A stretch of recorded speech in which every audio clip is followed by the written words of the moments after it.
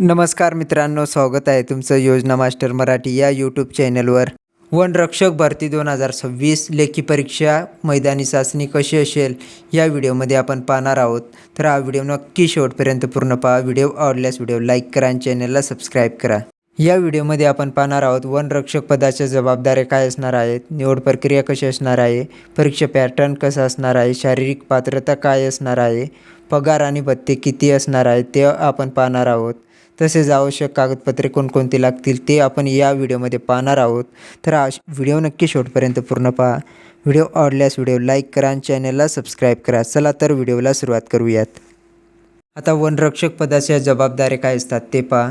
जंगलाचे आणि वन्यजीवांचे संरक्षण करणे, अवैध वृक्षतोड थांबवणे असेल किंवा शिकारींवर नियंत्रण ठेवणे असेल, वन वा जंगलातील आग रोखण्यासाठी उपाययोजना करण्याचे काम असेल आणि वनस्पतींची नोंद ठेवणे आणि वरिष्ठांना अहवाल देणे हे काम असतं। आता निवड प्रक्रिया कशी असणार आहे पहा।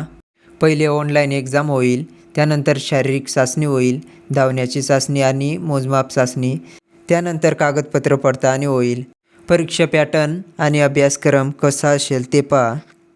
परीक्षा ही 120 गुणांची होणार आहे। मराठी व्याकरण 15 प्रश्न 30 गुणांसाठी, इंग्रजी व्याकरण 15 प्रश्न 30 गुणांसाठी, सामान्य ज्ञान 15 प्रश्न 30 गुणांसाठी, भौतिक चाचणी 15 प्रश्न 30 गुणांसाठी, असे एकूण 60 प्रश्न 120 गुणांसाठी।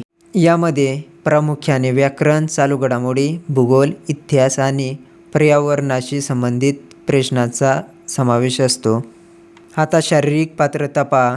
सर्वसाधारण प्रवर्ग पुरुषांसाठी उंची असणार आहे 163 सेमी आणि महिलांसाठी उंची असणार आहे 150 सेमी।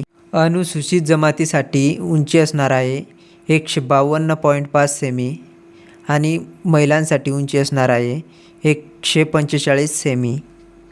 आता पुढे पहा शारीरिक चाचणी धावणे। यामध्ये पुरुषांसाठी 5 किलोमीटर धावणे ठराविक वेळेत आणि महिलांसाठी 3 किलोमीटर धावणे ठराविक वेळेत। आता पुढे पहा पगार आणि भत्ते। एकूण पगार सर्व भत्ते मिळून साधारण 32,000 ते 36,000 प्रति महिना इतका असू शकतो। त्यानंतर पुढे पहा आवश्यक कागदपत्रे।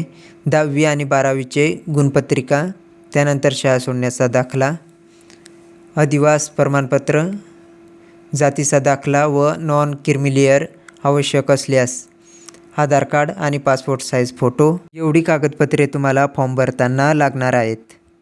आता बरेच जण विचारतील जाहिरात कधी येणार, तर जाहिरात एप्रिल ते मे महिन्यात येऊ शकते कधीही। जेव्हा जाहिरात येईल तेव्हा आपला एक व्हिडिओ नक्की येईल फॉर्म कसा भरायचा त्यावर। तर योजना मास्टर मराठी या यूट्यूब चॅनलला सबस्क्राईब करून ठेवा आणि व्हिडिओ आवडल्यास व्हिडिओ लाईक करा।